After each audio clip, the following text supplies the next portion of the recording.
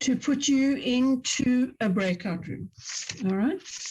Where in turn, each one of you will read your love letters, okay? But there are a couple of rules, okay? Please do not diminish the value of your love letter by giving your love letter a whole introduction. I wrote this at 3 o'clock in the morning. I'm terribly sorry. It's not my best. No. You've brought with you your best version that you were able to deliver, right? So no introduction, no apologies, nothing. When it's your turn, you just go straight into reading your love letter, right? If the person that's reading their love letter is stumbling a little bit and taking a bit of time, that's okay. Just be patient. If you are a listener, please just encourage, you've got this. Coming out of the love letter, please no coaching. Okay, I chatted about this on Monday. No coaching. Don't diminish the value of what that person has done and the vulnerability that that person has shown by going into coaching mode. All right. Chat about it a little bit for sure, but please don't go into coaching mode. Okay. You can talk about how you resonate with people, with stuff that's in their letter. Maybe you've been through a similar thing, or you can resonate and chat to that. Okay. Please, somebody in the group be responsible for the timekeeper. If a person is gone over their 5 minutes, give them sort of 5.5 minutes. And if they're still going, take the, tell them time's up. All right. I will be popping in just quietly in the background into each group, listen for a moment or two, and then I'm going to leave. Please just ignore me and just let me come in and go as it is. All right. Obviously, it goes without saying that whatever gets discussed in these breakout rooms stays in these breakout rooms. It doesn't come into the rest of the training. All right. Okay, are there any questions before I hit send? Okay, all right. So there's some people that have come in. So I'm going to send you guys off into your breakout rooms.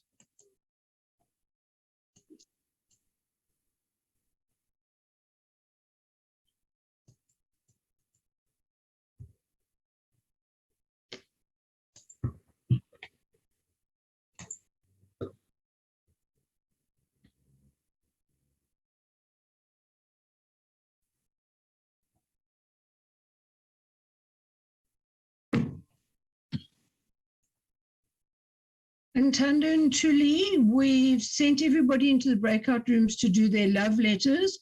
So I'm going to assign you each to a room there. Ntando is yours, and Tuli, there's yours. Thank you, Leslie.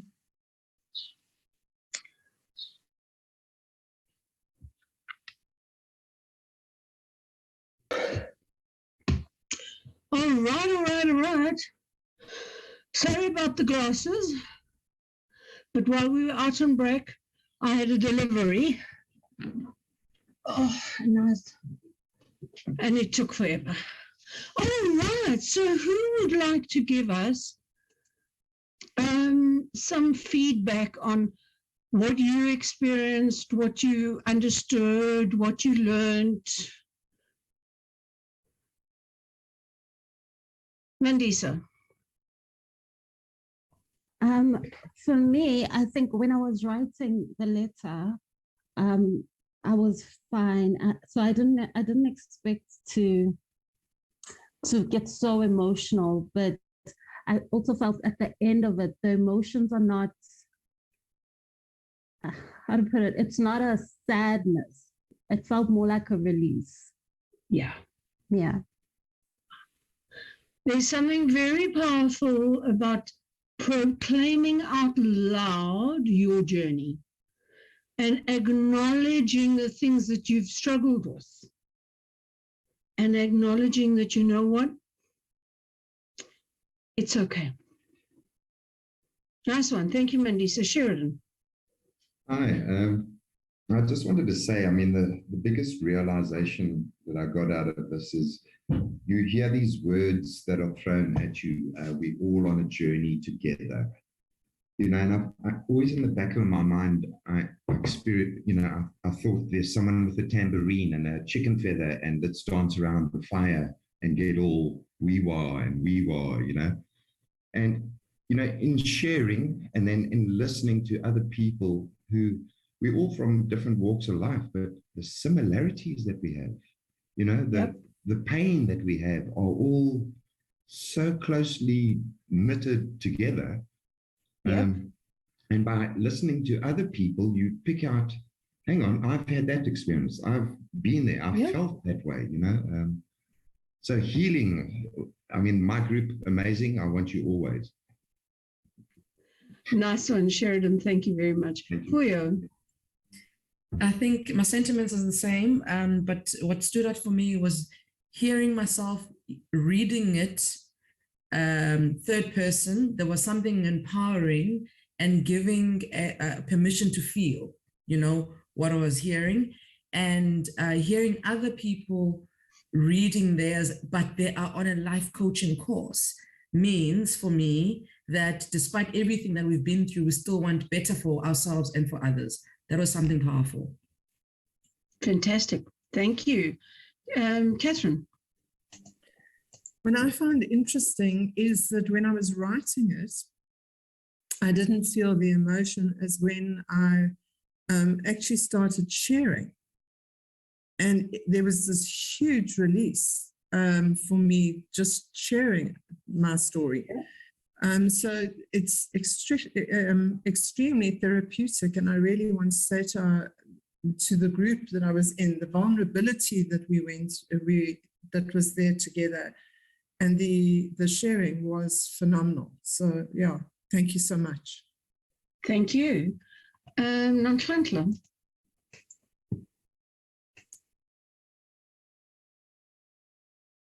She was there and now she's gone.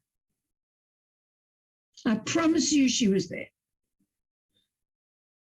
Kawan, I was very glad to see that the attack artist that was behind you has now disappeared.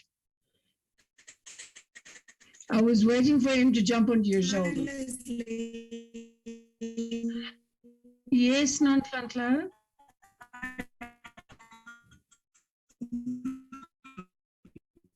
Nonhlanhla, we can't hear a word that you are saying. Yeah. Okay. I hope your internet's going to hold. Mine is actually similar to Catherine's as well. Can you hear me now? Yeah, just switch your camera off, please, because your internet is obviously struggling. Okay, let me Switch just your switch it camera. off. There you go. All right. Okay. So you were going to say?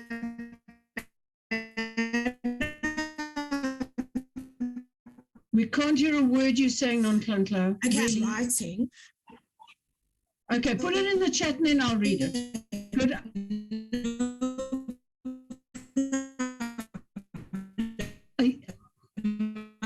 We can almost dance to this. No problem. Nonhlanhla, put it in the chat and then I can read it for the group. You must listen to that on the recording. It was quite cool. Righty. Busisiwe.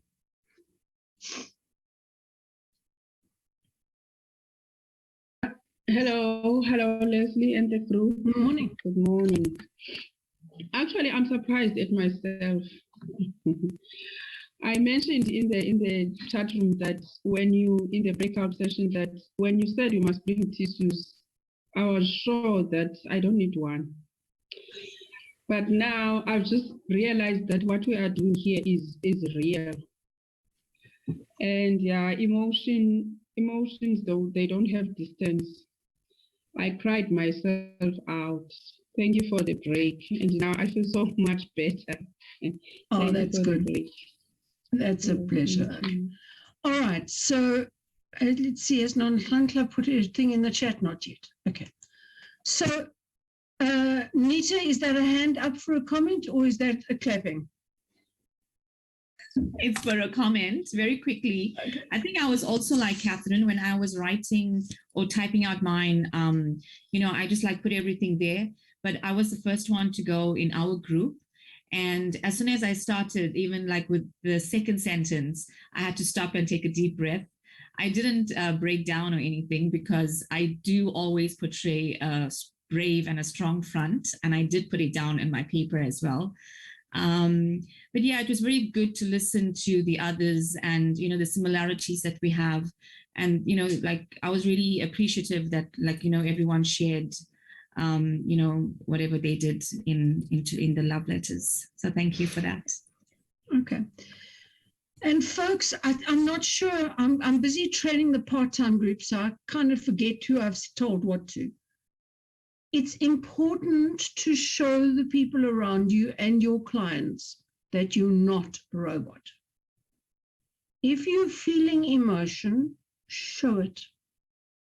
Because what happens then is the moment that you show that you are emotional, it gives other people permission to also be emotional. As parents, if you are struggling, don't hide it from your kids. Show that you are sad. Listen, I'm sorry, sweetie. Mommy's really, really sad right now. Can we talk just now when I'm feeling better? Be accountable and responsible. Allow your children to see that you're angry, that you're sad, that you're upset. Allow them to see that you are crying. We are given human emotions to express them, not to hide them. Give your nearest and dearest permission to have emotions because you've shown emotion. I'm not for a moment suggesting that you go and cry for 48 hours on a stretch, okay? That's probably not a good idea. But it's okay to let them see the water running down your face. Because that in turn, as I said, gives them permission to own their own emotions. And we raise well-rounded children to become well-rounded adults when we admit one of the key differentiators of us in the animal kingdom is our ability to have emotion and to manage our emotions. All right. So there are a couple of things that I just want to comment on, generally speaking, with these love letters. Many people have written many, many love letters over the years to themselves. Each one has a different purpose. This one, I asked you very clearly to be your own cheerleader. And the reason I did that is because every single one of us has got more than enough critics in the world. There are more than enough people around us waiting to take us down. We don't need ourselves to be our own critics. We need to be our own cheerleaders. Focus on what you do and what you do well. Focus on the lessons that you're learning through your challenges and be proud of them.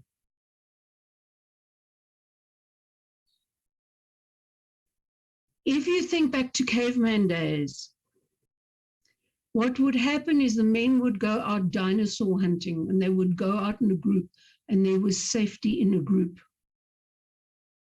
And as soon as one of the men went off on his own, he became lunch. And so the men would make sure that they kept everybody together. They kept everybody the same. When the girls were out foraging for food and berries and leaves and potatoes and those kinds of things, exactly the same. Anybody who wandered off became somebody else's lunch. And so they would do everything to keep the crowd together. In the world that we live in, we don't have dinosaurs to fight. And so what we've done is we've taken that and we've changed that. And so anybody who's in a group of people who's trying to do something differently, who's trying to improve themselves, who puts their head out above the crowd come and they cut them down to size. Why? Because the crowd are trying to keep you safe. They're trying to keep you safe in that group. And without realizing it, their intention is to keep you the same.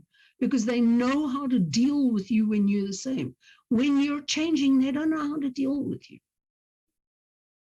And so they start criticizing you to keep you the same. But understand that the intention is good. The intention is, I'm trying to keep you safe. I love you. I want to keep you safe. I don't want you sticking your head out there so that the dinosaur can come along and take your head off.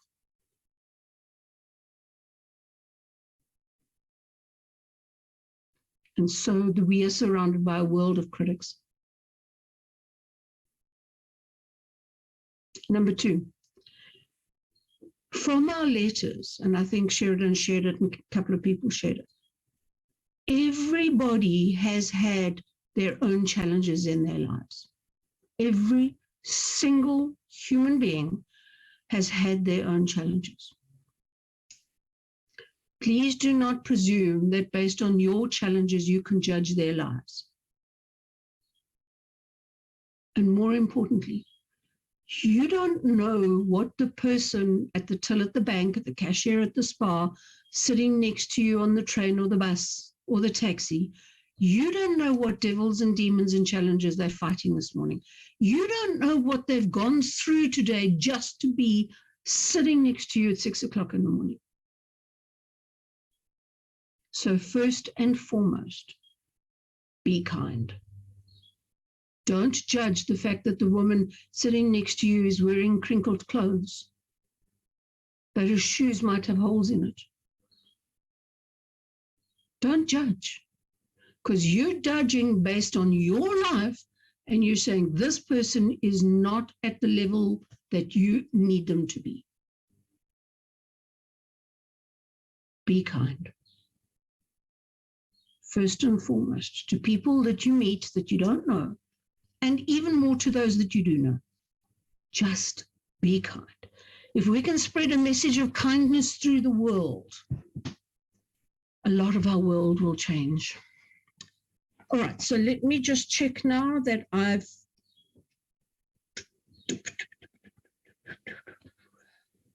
where's this now? I just want to check. Yeah, so everyone has a past. Don't presume to know their story. Your solutions are not their solutions. Be kind. I'm not sure whether you noticed, you were only 4 to a group. If you think out of your group, how many of the people in your group in some form or another were the victim of abuse? And now you take that percentage out into the general population of our country. Know and understand 9 out of 10 people in this country have been through some form of abuse. Horrifying statistics.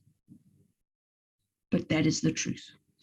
So understand that when your client is sitting across the road from you or across the Zoom session from you, the chances are massive that that client has been through some form of abuse somewhere in their lives. Don't judge, because you don't know. And they may never tell you. All right. Are there any questions on this love letter?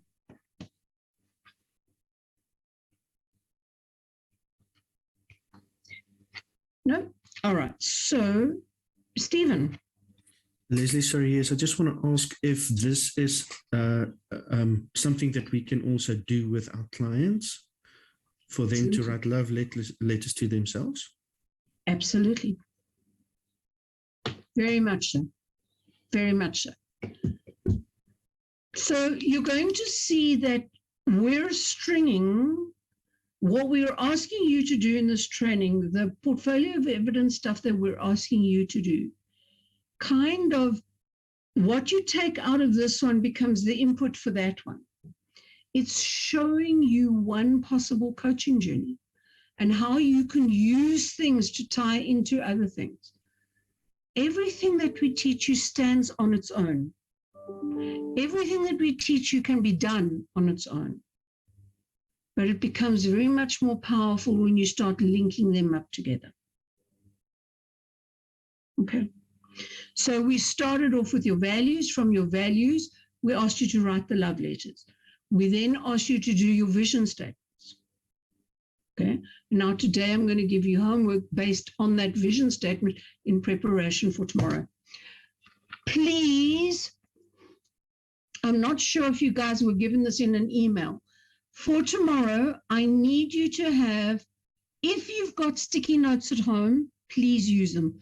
Do not go and buy. If you don't have sticky notes, please just grab a couple of A4 pages and tear them or cut them in pieces. You want them kind of this sort of size. We will use them tomorrow. Okay. Good. All right. So what I want to do now is a section that I love teaching. The problem, though, is that Dion is so much better at it than me. Okay. And sometimes as a trainer, you have to turn around and say, I concede. Okay. So I had asked Dion if he was feeling well enough to train just this piece this morning, and he said no. So what I'm going to do now is I'm going to play you a 20-minute video. All right. It is, remember we spoke about the meta model, which is a questioning model. It is a listening for the deletion, distortion, generalization. And it's then finding what are the questions to ask to discover that deletion, distortion, generalization. Now, the Milton model, I'm not going to go into too much, but I just want to introduce it for you. The Milton model is the exact opposite of the meta model. Okay. The meta model, the coach is listening for the client's deletions, distortions, and generalizations. In the Milton model, the coach is deliberately deleting, distorting, and generalizing, using our language in a very vague term. So if you think back yesterday to those 2 closed eye exercises that I did with you, I gave you all the same instructions. In your mind's eye, do this. But each one of you created your own journey. Okay, so what I'm going to do now is I'm going to play this video. Sheridan, please, can you just confirm to me that you can hear the sound? Haley, I see your hand is up. Wait, let's just do that first. Haley? Leslie, do you want to be recording this? I am recording it, thank you, on the other machine. Okay, just wanted to check. Okay. Okay, so remember I've got that Leslie Callow REC machine that is doing all the recording. It's off-system recording because the Zoom file is just too big and then I can't transfer it to Dion. Thank you, Haley. All right. So now what I'm going to do is I'm going to share this. Sheridan, as soon as it starts, can you just shout to me that you can hear the sound? Okay. All right. It's about 20 odd minutes. Sound is perfect.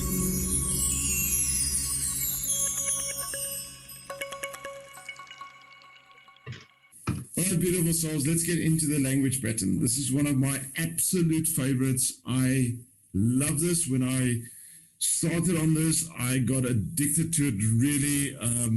I use it constantly.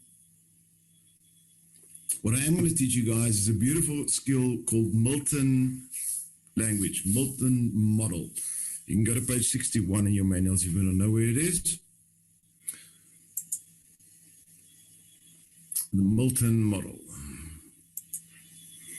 All right, let's just start with the history of Milton model, where it comes from, what it's used for, and why we teach it in this course. So the Milton model originated from a gentleman by the name of Milton Erickson. And when I'm going to say this, a lot of people are going to go, "Ooh, I don't want to learn that." But Milton Erickson is the father of the Ericksonian hypnosis style. So in reality, what I am going to teach you is also a similar language that is used in hypnosis. But I'm not going to teach you guys hypnosis. Don't stress yet. The key that we need to understand is a couple of things. Number one, Milton language is not a separate language. It's merely a natural style of using words and constructing the sentence that we all do in our average day. All I'm going to do is I'm going to highlight it. I'm going to show you where to use it specifically for the benefit of the client. Is that okay?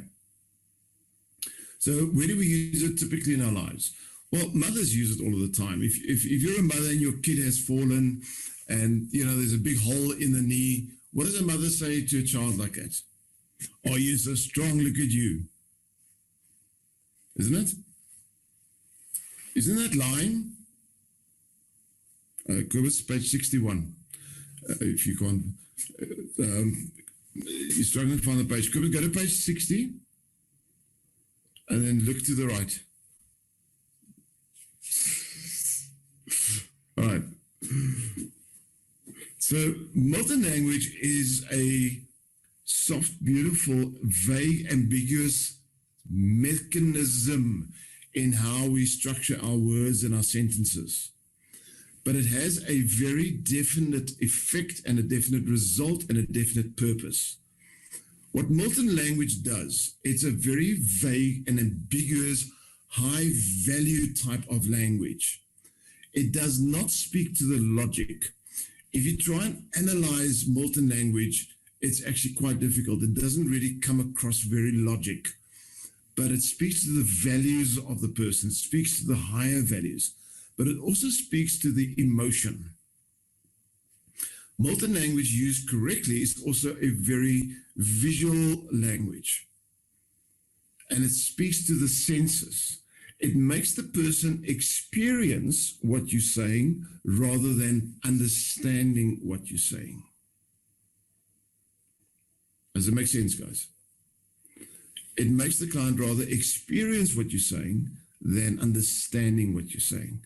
Remember one thing we said originally, you've got two components to your brain, your conscious brain and your subconscious brain. The conscious brain likes to think logically, it likes to think structured. The subconscious brain thinks in massive concept. So with Milton language, I literally bypass the logic of the conscious brain and I speak straight to the subconscious. Now, as humans, we cannot override the will or the internal thought patterns of another human being, but we can subtly hint to allow it to go into certain directions. So I'm going to give you guys a couple of examples here. If I've got a client in front of me and the client says, Dion, I need you to coach me. I'm really struggling with life. I want to now reframe it. I want to make the client feel that they are coping with life, because I need to, as a coach, one of the things I need to do is I need to create hope. What is hope, guys? Hope is not a present emotion. Hope is an emotion that lives in your future. Hope means in a minute, in a day, in a year, in 10 years, things will be okay. Things will be better. I will cope. I'll make it. I'll win. I'll be successful. I'll achieve. I'll have love. I'll be healthier. I'll be wealthier. I'll have more joy, whatever the case may be. Hope projects the mind into the future. You still with me? Milton language is used to speak to the emotion of the person to install hope so that they are enthused, so they are motivated, so they are inspired to take the steps necessary. So if someone says, I'm really struggling with my life at the moment, how do you want to reframe that? What do I want to say to them? I will ask them literally. I will go and say, well, how old are you now? I'm 37. Well, you've got 37 years, great experience of life. I wonder how amazing your life can really be. The moment you finish the session, I'm going to be quite curious to notice how soon you'll start to realize the journey ahead of you. is going to be great, isn't it? Can you hear my language patterns? There's no logic behind it, but I speak to the emotion of the person. Now, the trick in Milton, and there's two things here. Never overuse it and always use it authentically. If you are going to overuse it, you are going to sound like a snake oil salesman.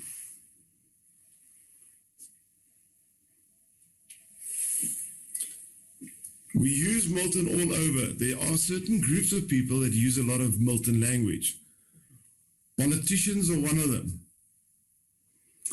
Barack Obama formally studied NLP and specifically Milton language, but he used it extremely effectively. He was quite good at it.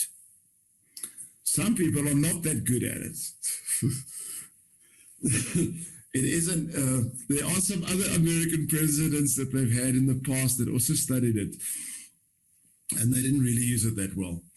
But around the world, a lot of politicians actually do study Milton language. A lot of top businessmen, people that lead other people, study Milton language because it speaks to a wider audience. Public speakers generally use Milton language.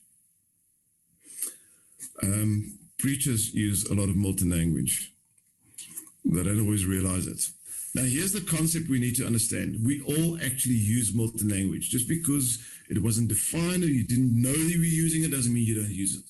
So I'm just going to give you some extreme examples quickly of where Milton language is overused, because I want you guys to really start seeing or hearing what the Milton language is.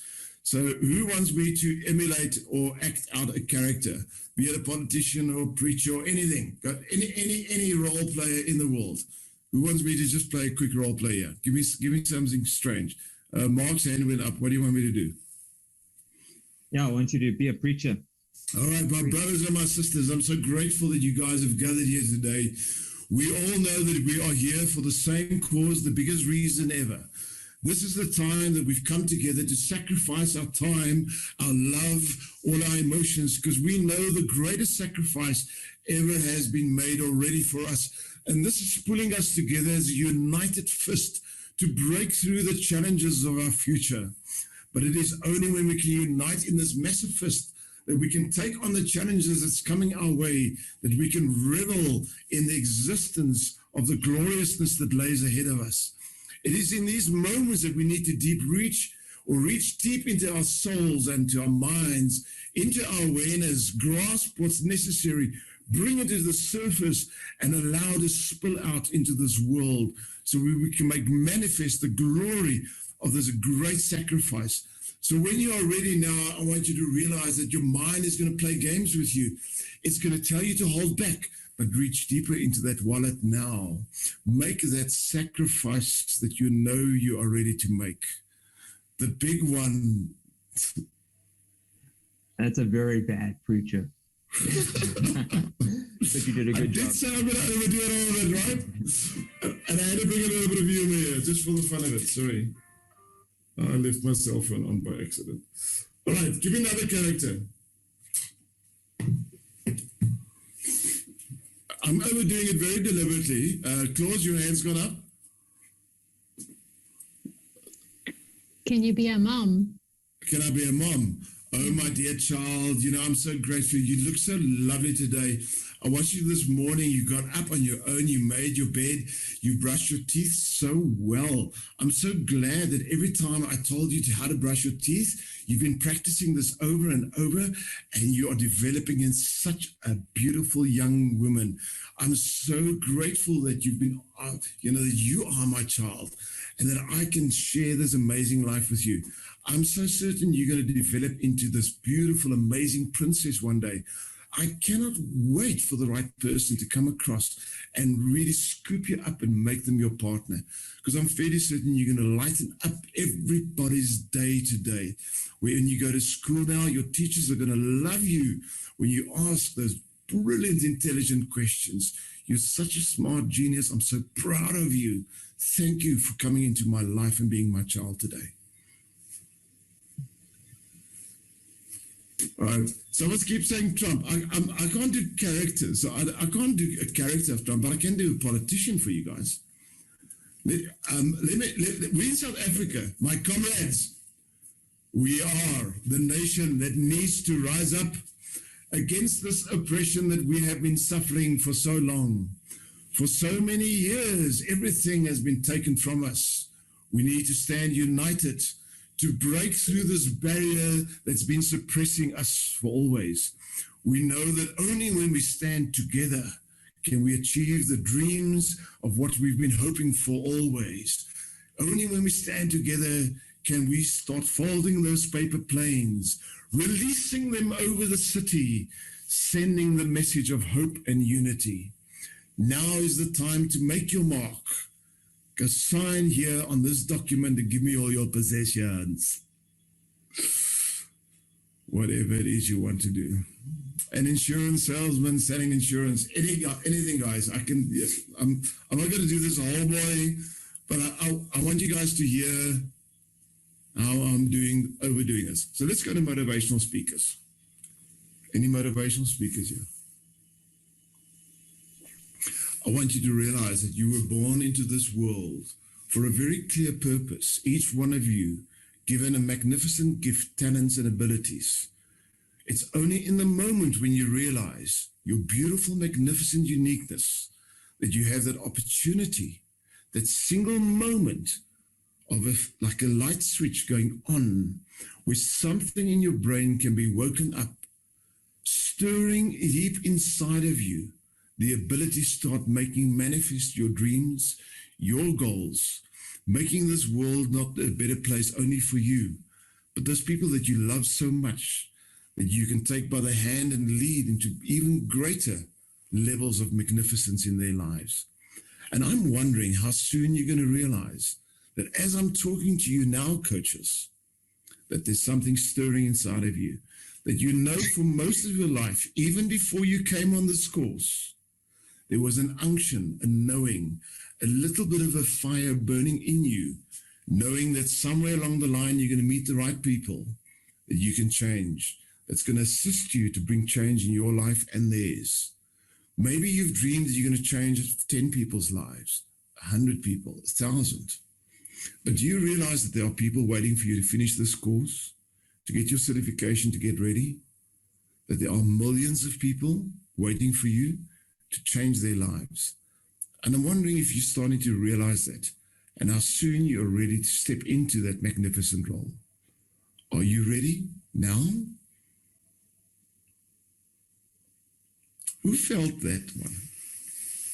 Just a little bit.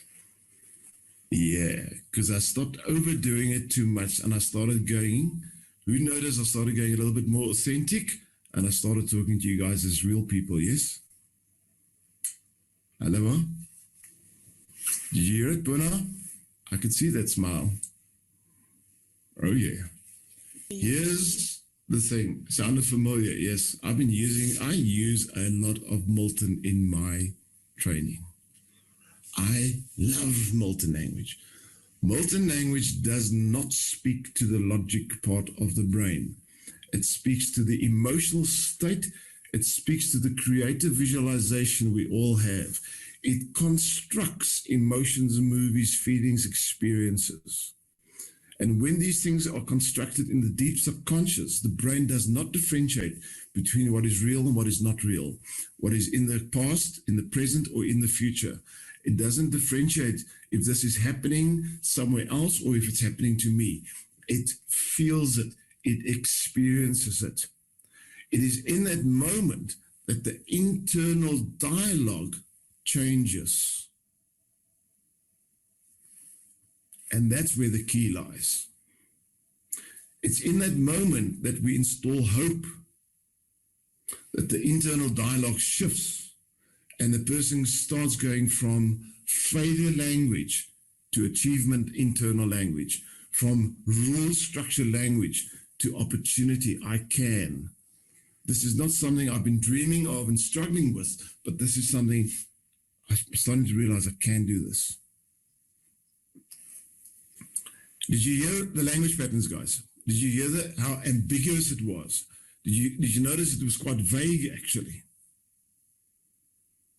When we address large audiences, we go more vague, we use Milton language. If you want to do coaching on platforms, the language pattern you're going to use will be different to when you're going to coach one-on-one.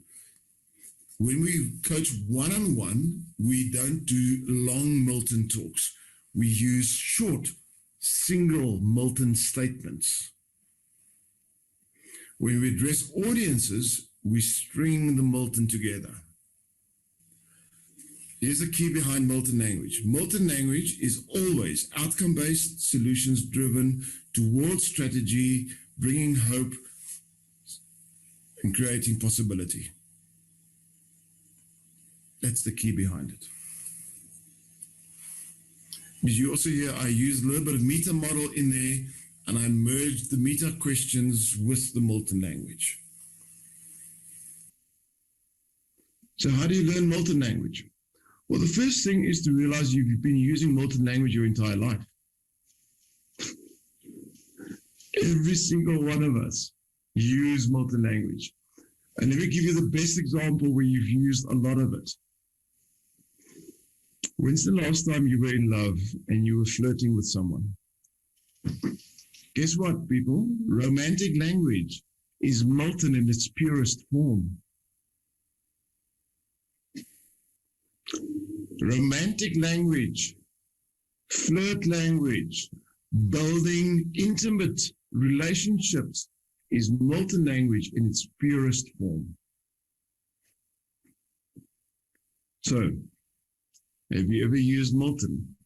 Some of you guys, we just heard it. Lauren said this Milton thing she does a lot of, clearly.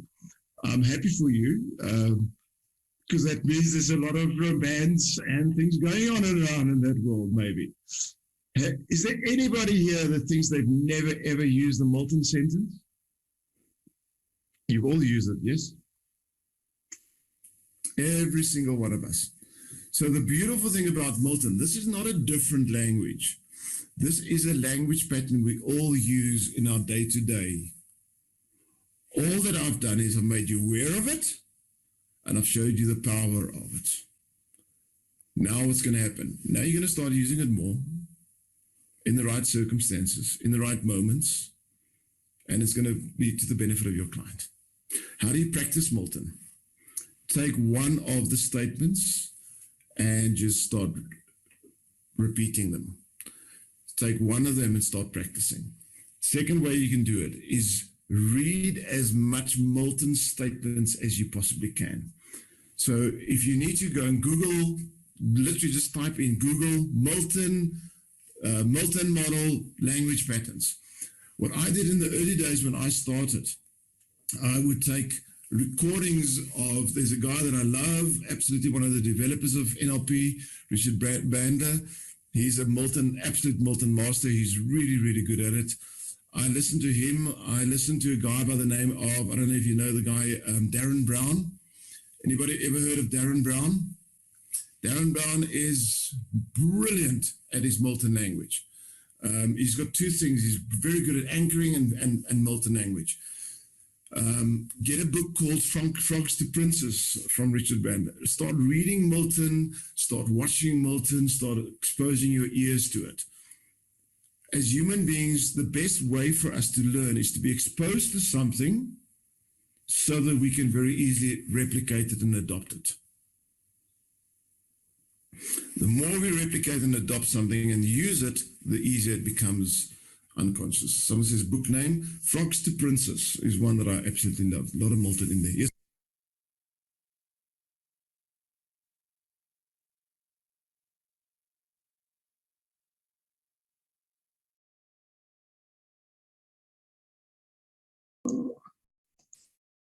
Okay, so hopefully now you understand why he is the master of absolute. I mean, he is just amazing. He can do that for hours. You throw him a thing and he Miltons it for hours.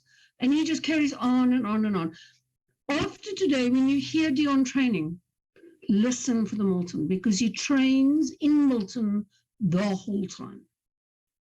Okay, so now Milton is quite a big kind of shift for you. Remember, again, this is something you do naturally, but as a coach, we want to do it deliberately. All right. So if you can have a look at page 61, 62, 63, 64, and 65, you will see there are very much the same categories that we dealt with in the meta model, right? There's deletion and distortions, cause and effects, there's a complex equivalence. So the deletions, distortions, and generalizations. All right. So what I want you to do is I'm going to put you into a breakout room now, okay? And then we are going to experiment. I want you each to pick a subject, anything, okay? And I want you to talk for 2 or 3 minutes to your group members using Milton language. Okay? So what are you trying to do? You're trying to stay away from details. Okay. So I'm going to do a closed eye exercise quickly with you, just so that you can listen to the Milton as well. Okay. So if you can just get comfortable, don't worry about supporting your neck. It's going to take 2 seconds. This one doesn't take long. All right. As you're sitting comfortably, please gently close your eyes. Just notice your rhythm of your breathing and the sounds around you. And now in your mind's eye, notice that you're standing on a paradise island. Look around you, and on your left, you'll notice some trees. Just notice these trees. Very good.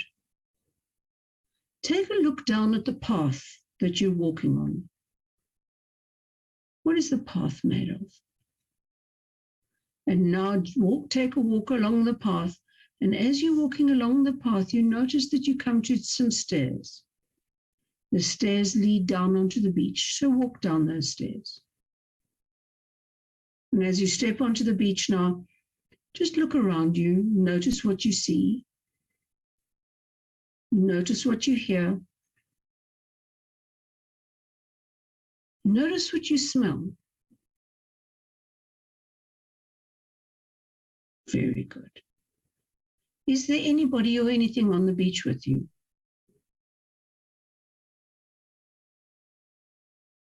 Very good. And now, just gently open your eyes and rub your hands together. Okay, so Sheridan, tell me about your trees. My trees were 2 palm trees that kind of were growing out of the same root, and they were top heavy and leaning, almost touching the ocean. Okay, interesting. Simba, what did your trees look like?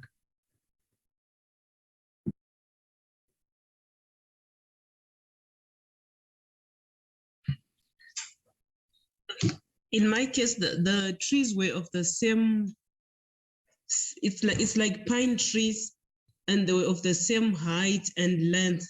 That's the both sides, my right and my left, as Okay. I was going. Nice one. Nita, what did your trees look like? I also had palm trees. Some of them were coconut trees, so they were like, filled with coconuts, ready to drop. Nice. Thank you, Mandisa. What kind of a path were you walking on? It was a cobbled path. Okay, good. Thank you. Adrian, your path? My path was sandy and wooden. Okay. Stephen, your steps? How many and made of? Mine were wooden steps, almost like sleeper wood, and there were about 3 or 4 small little steps. Okay. Busi Siwe, what were your steps made of and how many of them were?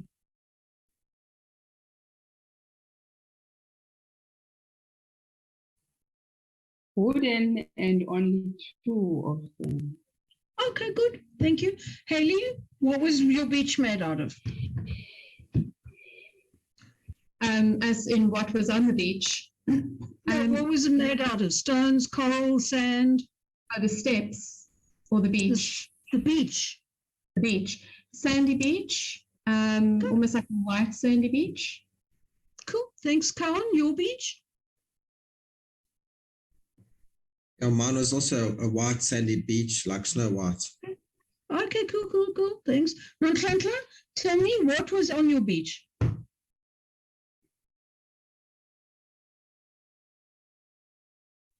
Can you there you go. Can you hear me? I can now. Okay, cool. What was on my beach? It's also white, clear sand, but what was it seemed like I was in Zanzibar because I went there like 10 years ago and I found myself there today. So it was amazing how my mind just took me back. Yeah. Catherine, what was on your beach? Who or what was on your beach? So my beach was pretty empty, other than those umbrellas, thatched umbrellas, and there were lounges, and they sort of went down the side. Yeah. Nice. Vuyo, what did you smell? The sea itself. No. Cool. And FJ, I'm running out of questions and I've got too many people. FJ, what did you smell on your beach? Coconuts and sunscreen.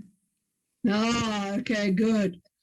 The good old Tropicana suntan lotion smell. 100%. All right. Vanessa, was it a warm day or a cold day? Well, it was warm but windy, so I could see Warm but everybody there was blowing and yeah. Ntando, what was it, hot or cold on your beach? Clear skies. Clear skies, okay. All right, so you can hear that what I did was I gave you guys exactly the same set of instructions, right? And you've all gone into your pot of knowledge and said, well, I know what to do with that. Beach. Oh, yes, the beach is Zanzibar. Oh, yes, okay. And you create this in your head. But you've each got different pictures in your head because of the way I used the Milton language, so vague to allow you to put your own detail in. I want you to think of a child's coloring book. We open a coloring book. What have you got? You've got black lines to give the outline, right? Now, if I gave you all the same picture and a box of crayons, guaranteed I would get 22 different pictures back. Would you agree with me? Milton does exactly the same in language form. Okay. So when you're doing your exercise now in the breakout rooms, what I want you to do is do the Milton language devoid of any detail. Now you can choose to either tell a story, okay, not putting in any detail, or you can choose to do a kind of a little speechy thing, also not putting in any detail. Entirely up to you. All right. I'm going to put you in small groups. Folks, it's going to feel weird. You small chunkers. Hey, this is a stretch too far, right? We want all the lipping details, every single last detail. Now you're telling me to speak vague. Big chunkers are going to find this a little bit easier because they don't like the details anyway. All right, so you're going to go in and you're going to have about 10 minutes. I'm going to put you in groups of 2. You're going to have about 10 minutes, and I want you to kind of tell a story and then the other one, and then you come back and do another one and come back and do another one. 10 minutes to play with Milton language. Are there any questions, folks?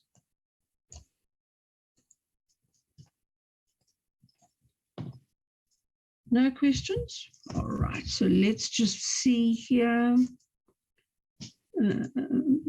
All right. Okay, I just want to make sure everybody's in 2s. Okay, again, folks, if you land up in a room on your own, Please just hang in there. I will come and either send you a partner or move you. All right, so you're in groups of 2 except for one group of 3. Any questions on what I want you to do? All right. I have got a client at 12 o'clock, all right? So I'm going to give you 10 minutes, which will bring us back at 11:53. We're going to have a very quick chat about Milton, and I'm going to send you to lunch for an hour, and then we're going to come back, and we'll continue with Milton, all right? Okay.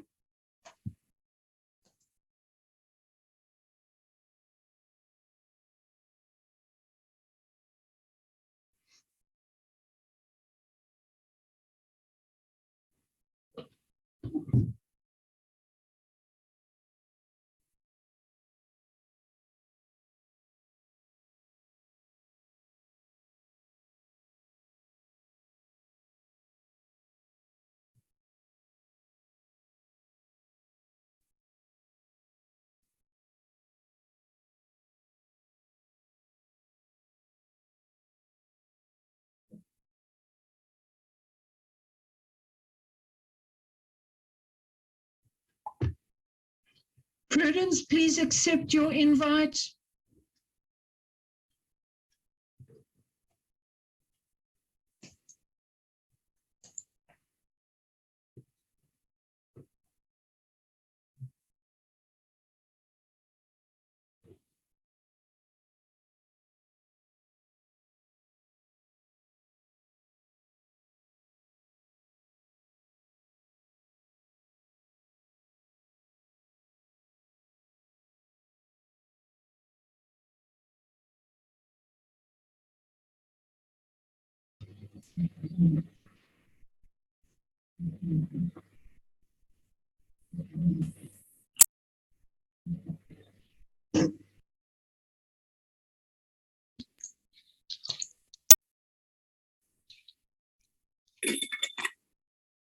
Okie dokie, so how did that go?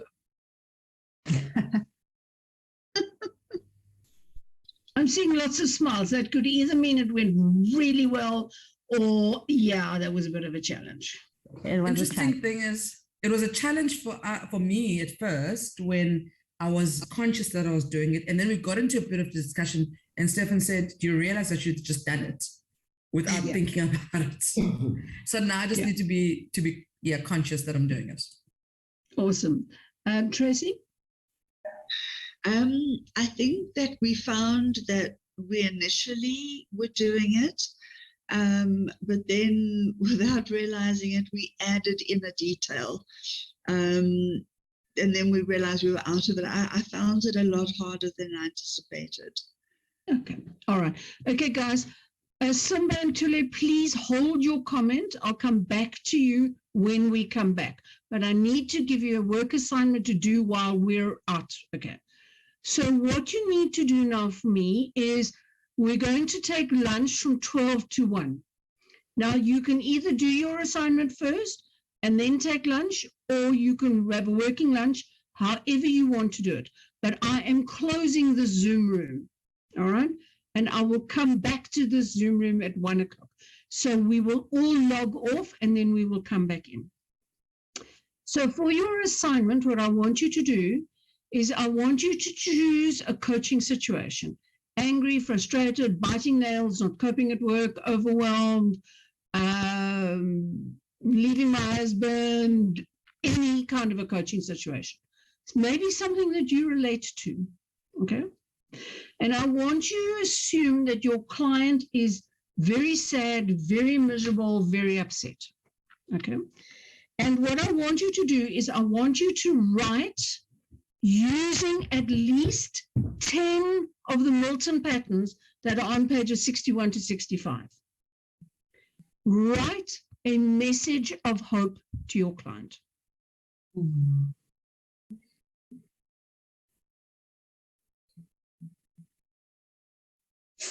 Okay.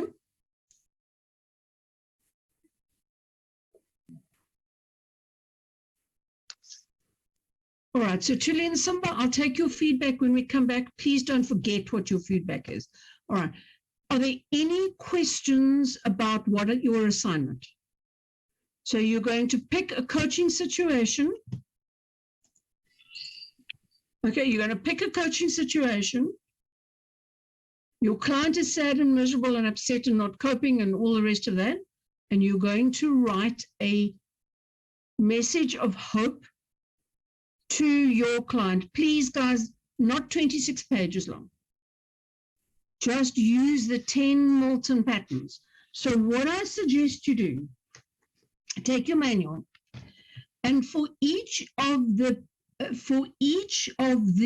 patterns that are there, write next to it a message of hope in each one of those styles. Okay, there's some 18 or 20 styles there, all right? And then take those and pick 10 that you like and weave them together in a little paragraph.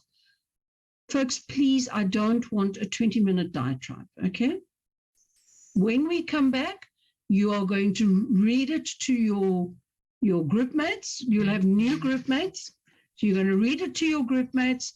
You're going to get some feedback from them. And then tonight, you're going to tweak it a little bit and then upload it to the WhatsApp group as a voice note for your portfolio of evidence.